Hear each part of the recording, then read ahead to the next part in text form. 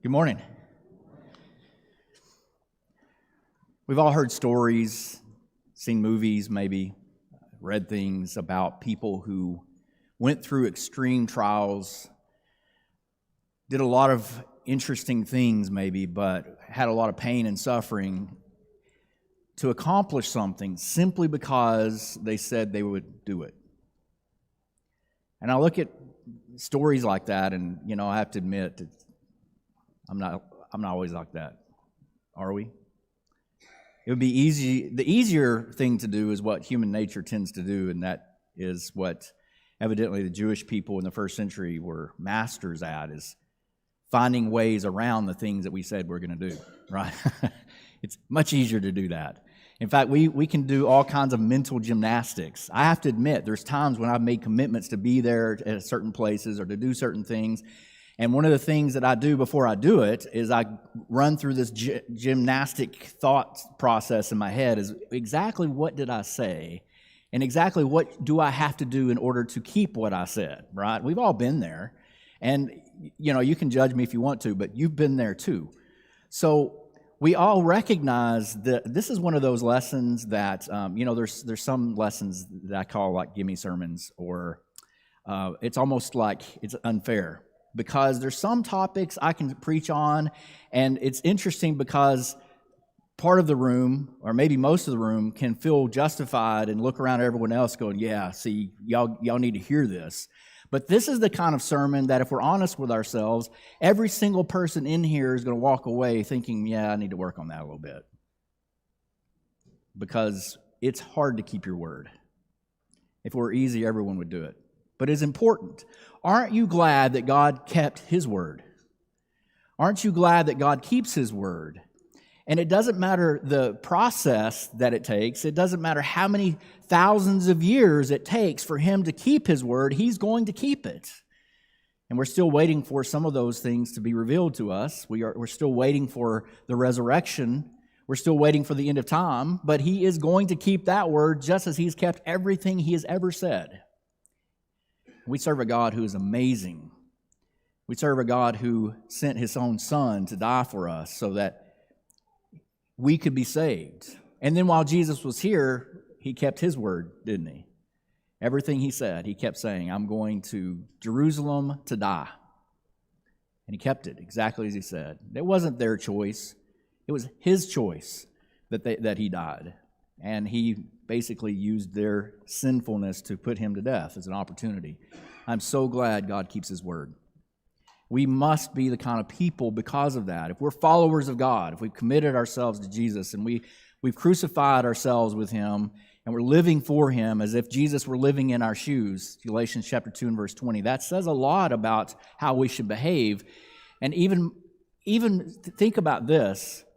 That means to the people in the world around you, the only Bible, as we've said many times, the only Bible they're going to read is you. There are a lot of people who the only Jesus they see is the one living inside you, the representation of Jesus that you have in the world. So what are we saying to the world when we don't keep our word? It says a lot about God. So we need to be very careful with this. We have a new clicker. Oh, it works. Good. So some of the things that we face when we have this lack of integrity is that we are unreliable.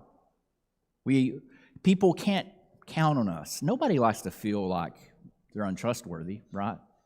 But when we are in positions to do things and people are depending upon us and we keep flaking out, we keep coming up with the reasons why we can't do what we said we were going to do, we become unreliable. And it doesn't take very long till our reputation starts seeing that too. It's really easy to fall into that, isn't it? And so some of you may feel like that today. I've had times in my life where I just looked at myself in the mirror and I knew I was unreliable. I could not be counted on. We have to work on those kinds of things. So this is part of the pain that we endure when we lack integrity. Here's some things that this will help you see maybe areas that you need to work on. You have a poor reputation for it. It also is a mark of immaturity. We know that. The more we grow in Christ, the more reliable we become. There's no other way to put it, because the fruit of the Spirit is love, joy, peace, patience, kindness, goodness, faithfulness, gentleness, and self-control. the more we grow in self-control and in faithfulness, the more we are going to be reliable when we say things, we're going to do those things. And we usually generally talk about faithfulness in the context of attending church. Sure, that's part of it, but there's a whole lot more to faithfulness than whether you're here on Sunday morning and Sunday night and Wednesday night, or whether you go to the creamery on Tuesdays. There's so many other ways to count that. So shouldn't be something that we dismiss and say, well, it's not important that I go. But also, if you think that a mark of maturity or a mark of faithfulness is simply whether or not you attend services, you really missed what faithfulness is about. So that can be very painful. In fact, immaturity is something that's it's painful, and it's supposed to be painful because it pushes us to grow. There's an old story I remember hearing of a man who was a salesman who came up to a man who was sitting on the porch. He was an old man. He's just rocking, and right beside him was an old dog.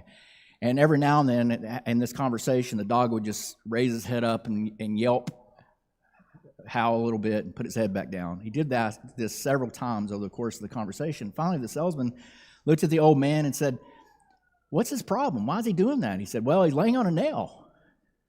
Like, he's laying on a nail. Why didn't he get up and move? He said, "Oh, the nail ain't deep enough yet." You see, a lot of times we just sit there and put up with the pain that is supposed to be motivating us to change and do better, to get out of the situation. Quit laying on the nail. But we think, well, that's just life. I don't have to change. I don't have to worry about it, right? But as humans, we need to recognize, hey, maybe it's time to make some changes. Maybe it's time for me to mature a little bit. And of course, a lack of integrity leads to hypocrisy. You know, there's an accusation against the church that people on the outside have made for, I'd say, decades, but probably more like 2,000 years, and that is one of hypocrisy. That we look down on everyone else for doing the things that we also do. Let it never be said of us. And if it's said of us, let it not be true. But unfortunately, it happens. So we need these kinds of lessons and reminders for this. So we're going to talk about, this is a different way of looking at it, how to assess our own integrity. And there are scriptures that teach us about things about keeping our word that as we look through there, it'll help us, give us some indicators. Maybe this is what God can use to help us recognize when we have to make changes. Because we don't always recognize changes that need to be made, right? We might lay on that nail and think, well, that's just life, instead of, oh, I need to make changes. So here are some ways that maybe you can see if you need to make some changes in your life. The first one is going to be, well, first of all, let me say that these are general rules. Not everything I said, a lot of this is going to come from Proverbs. These are generalities that will help you, but they can apply. So we need to be honest with ourselves and ask ourselves, do I fit this? And that's the only way we really can judge ourselves. And there are going to be exceptions to that, of course.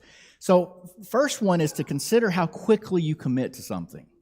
Now you might think, what does that have to do with faithfulness? Generally speaking, the quicker we are to jump into something, often the more likely it is we're not going to stay with it. Look in Proverbs chapter 13 and verse 16, for example.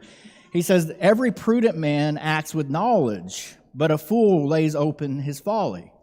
You see, sometimes we act without thinking. Sometimes we commit without considering where we are or what we know. And instead of assessing the situation that we're in, that we're facing, and making a reasoned, valuable commitment based upon information and facts, we tend to jump in. Have you ever done that before?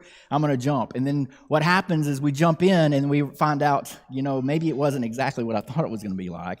And here I am now. I've committed to something that I don't really want to do, it's different than I thought was going to be. And if I would have just not been so hasty, maybe things would have been better.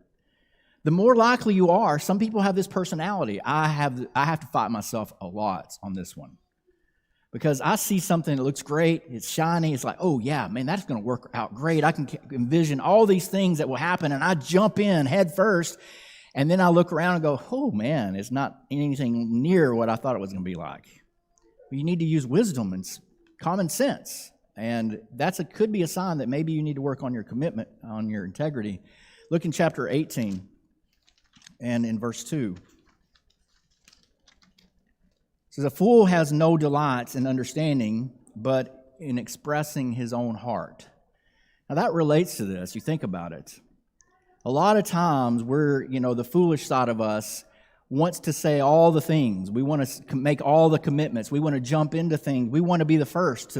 We want everyone else to know, hey, this is what I'm doing, and I want everyone. It's a whole lot easier to get the accolades when you are jumping in and you're doing something and you're committing to things. And they don't ever see whether you fulfill the commitment. They just know, hey, pat you on the back. You're doing a good job. You're doing something good. You're jumping in. So consider how quickly you commit to things. That will tell you a little bit about yourself, and it'll help indicate your personality. Look in chapter 21 and in verse 5. It says, the plans of the diligent lead surely to plenty, but those of everyone who is hasty surely to poverty. If you are always jumping in and not considering where you're going, you're just cruising for a bruising, as they say, right?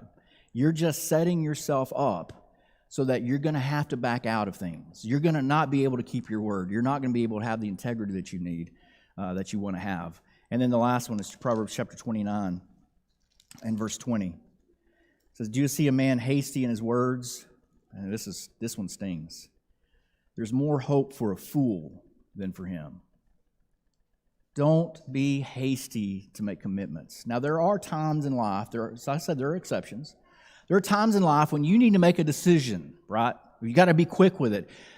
If someone falls off a ladder and breaks their neck outside on the pavement, you don't want to sit around for 5 minutes and discuss whether or not you should call the ambulance. Make the decision and make the call. But for the most part, we kind of invent scenarios. Oh, if I don't decide right now. And most of the time I've learned that in my experience that these situations that I find myself in where I've got to decide right now, if I will wait for a day, if it matters, the decision will still be there. If it doesn't matter, it kind of goes away. And I've avoided making a decision that's going to hurt me in the long run. That's going to cause me to lose my integrity even. So that's one. The second one would be to consider whether you keep the secret commitments. Now think about this one. We make a lot of commitments that people know about, and we feel obligated to keep those. Like you promised you're going to go over to a friend's house, so what are you going to do? You're going to go. And if you don't go, you're going to make sure they know why. You're going to say, you're going to beg for apologies. You're going to make apologies and tell them, let's do it a different time, things like that. But there are commitments that we make to ourselves, and there's commitments that we make to God, and that no one else knows about. Are you going to be a person who keeps your word, or are you only going to be a person who keeps his word that other people know about? That's a huge sign of integrity. You look in Galatians chapter 1 and verse 10, because in here, Paul is really getting to the heart of what this is about, and that is whether we please men or please God. And he's in the context, he's talking about his doctrine, the things that he's teaching these people in Galatia. There are other people coming around saying, well, Paul really doesn't know what he's talking about. He doesn't teach this about the law of Moses, and he should be. And so he's giving a defense of his apostleship. And in verse 10, he says, do I now persuade men or God? In other words, am I out here trying to teach and preach so that I can convince God to change his mind about something? Or am I trying to change your mind? He said, I'm trying to change yours. He says, for if I still pleased men, I would not be a bondservant of Christ. Now his point was, listen, if I'm out there trying to please everyone else, I'm putting my finger in the wind and seeing the direction of society, and I'm teaching and preaching based on those things, I'm not pleasing God anymore. I'm trying to please other people. My intention, he says, is to please God. So whether we keep those secret commitments or not has everything to do with who we're trying to please. Are we trying to please God? Or are we trying to please humans? Whenever we make a commitment, a public commitment, where lots and lots of pressure is on us to make sure we keep that. But what about those private things that no one has a clue whether or not you do? Are they still important? Absolutely. Because they reveal to you why you do the things that you do. If I say, I'm going to do this, tell myself I'm going to do this, and I don't worry about doing it, it doesn't bother me that I don't do it. And the reason it doesn't bother me that I don't do it is because no one knows. See, if somebody knew about it, that I didn't keep my commitment, then I'd be upset about it. But no one knows, so it doesn't bother me. Who am I really trying to please in life? God knows. He knows the commitments that we've made. He knows the things that we say we're going to do. He knows whether or not we keep our word. And it is important that we have integrity, that we keep those things that we know to be good and right, and not use excuses and the easy way out of the things that we make commitment of. So the Bible teaches us over and over, don't be hasty to make commitments. Whatever you commit to, make sure you do it. God does not like to look upon fools. And it's foolish not to keep our word. Look at also Matthew chapter 6, 1 through 4. Jesus spent, this whole chapter is about this 1/3. In essence, you could say the whole Sermon on the Mount, but 1/3 of the Sermon on the Mount, chapter 6, is all about doing things, the reason that we do the things that we do. And just for example, he says in verses 1 through 4, take heed that you do not do your charitable deeds before men to be seen by them, otherwise you have no reward from your Father in heaven. In other words, don't go around, honking your horn, making everyone see, listen, look at all the stuff that I'm doing here, because you're trying to be seen by men. Now, it's okay if somebody sees you do something, but our reason for that must not be, I want them to notice. Have you ever run into someone who they did something good, and they made sure that everyone they ever came in contact with knew exactly what they did? Have you ever run into someone like that? Surely none of us have ever done anything like that. But yeah, we have. Verse 2, he says, therefore, when you do a charitable deed, do not sound a trumpet before you as the hypocrites do in the synagogues and in the streets, that they may have glory from men. Assuredly, I say to you, they have their reward. But when you do a charitable deed, do not let your left hand know what your right hand is doing, that your charitable deed may be in secret, and your Father who sees in secret will himself reward you openly. You see, the Father knows the things in secret, and He will reward you. Don't have to worry about that kind of stuff. If all you really want is reward from pat on the back from men, you can get all the accolades you want. There's ways to do that. But if you want praise and glory from God, don't worry about anyone else and what they think or what they say or what they do. Look in Titus chapter 3 and verse 8.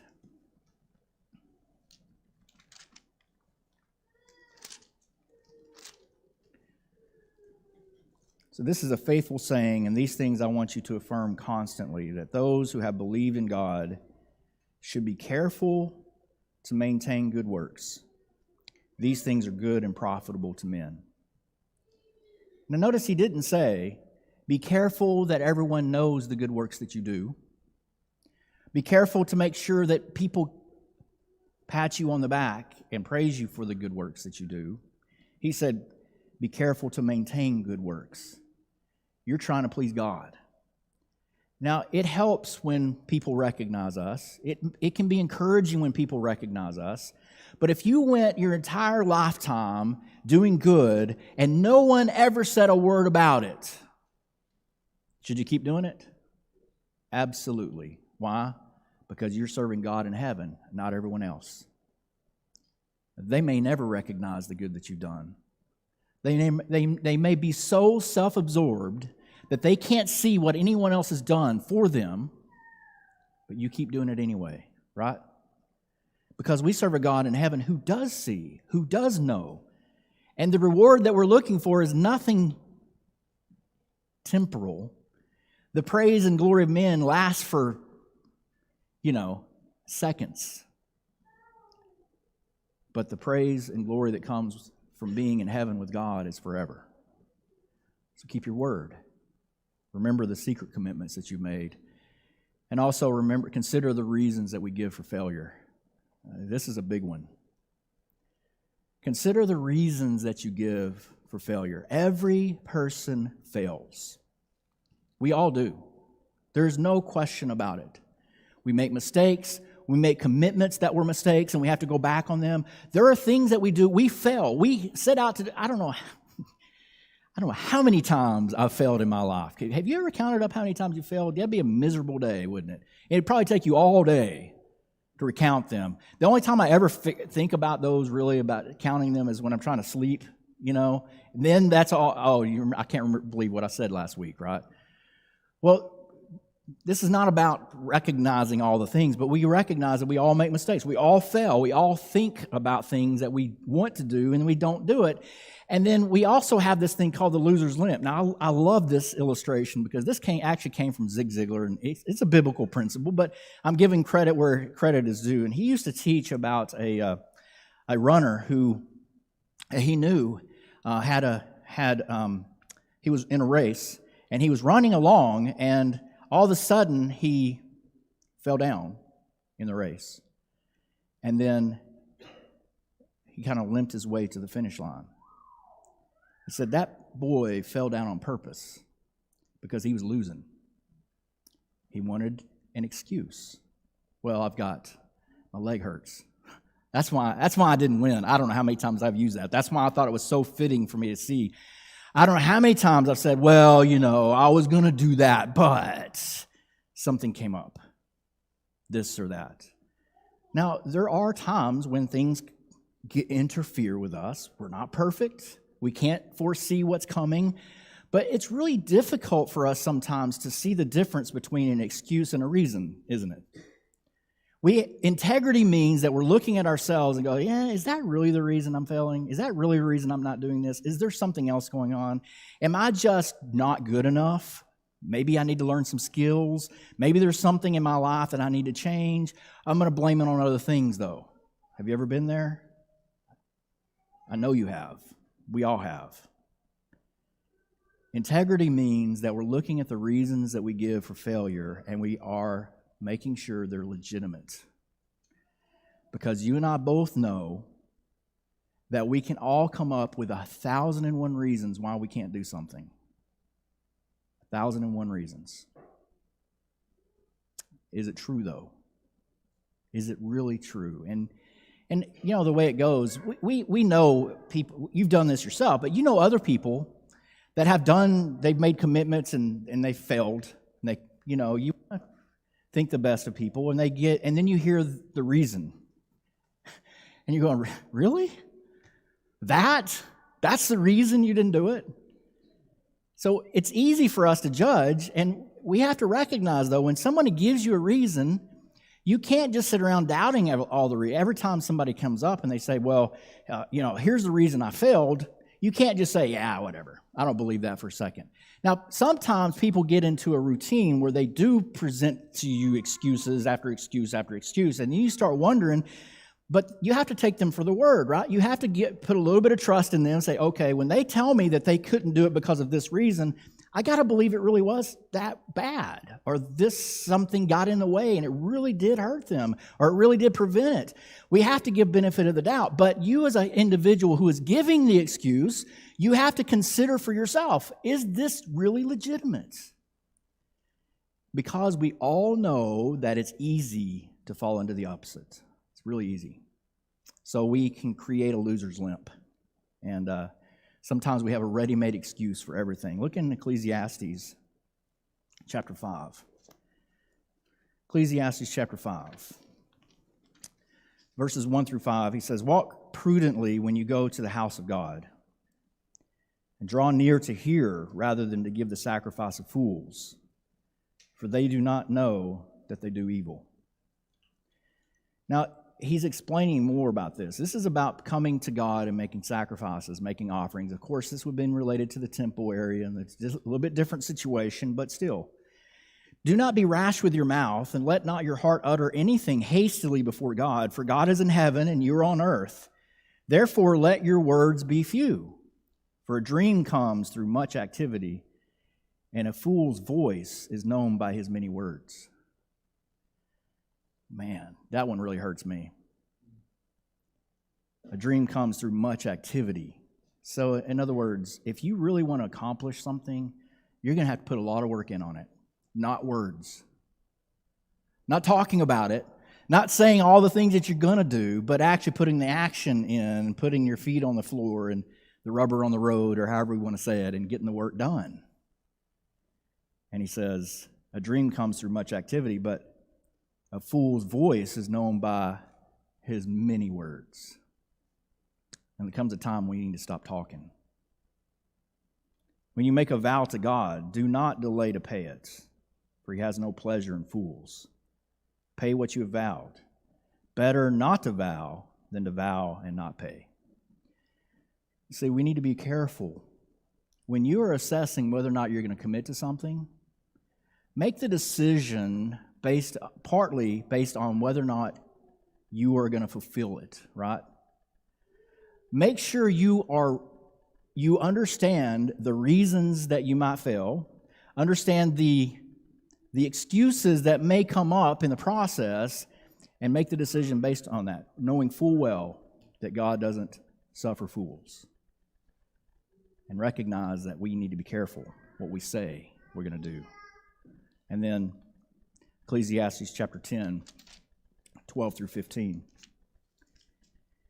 The words of a wise man's mouth are gracious, but the lips of a fool shall swallow him up. See, the swallowing up this is the fool who's making all these claims and all these statements, and he's making sure everyone hears the words that are coming out of his mouth, and those words are actually what ends up causing him failure.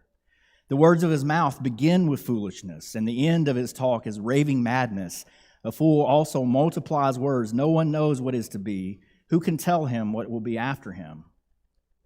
The labor of fools wearies them, for they do not even know how to go to the city. So we can be foolish in the way we use our words. And of course, we don't want to do that. We want to be very careful to make sure we say exactly what we're going to do and do exactly what we say we're going to do. And when I say exact, I'm not saying that we never go beyond or never go above and beyond. But simply the fact is, we need to make sure when we say something, we are going to do it. We are committed to doing it. And not like, I used to do when I was a kid. We'd hold my hand behind my back and cross my fingers, and I'd tell people something. And of course, it didn't count because my fingers were crossed. Or I tell someone, in the back of my mind, I'm thinking the whole time, here's the reason how I'm going to get out of that. Don't say it then. Don't make a commitment if you're not going to keep it. If you already have the excuse in the back of your head about why you're not going to keep it, now that's different from fear. If you already have the excuse for why you're not going to keep the promise, don't say it, because that's foolish. These are the ways that we can determine whether or not we have integrity. And all of us can grow in this area. We all can get better. We all have the opportunities that we face on a daily basis. I'm so thankful that God kept His word. I'm so thankful that God has given us the perfect example, and that no matter what we've done in our past, He will cleanse us, He'll forgive us, and we can move on with Him into eternity. If you have need this morning of help with that, if you need prayers of the church for forgiveness, or if you're not a Christian, you need to be baptized for the remission of your sins, today is the day to do it. If there's any way that we can help you, please, once you come, as we stand and sing.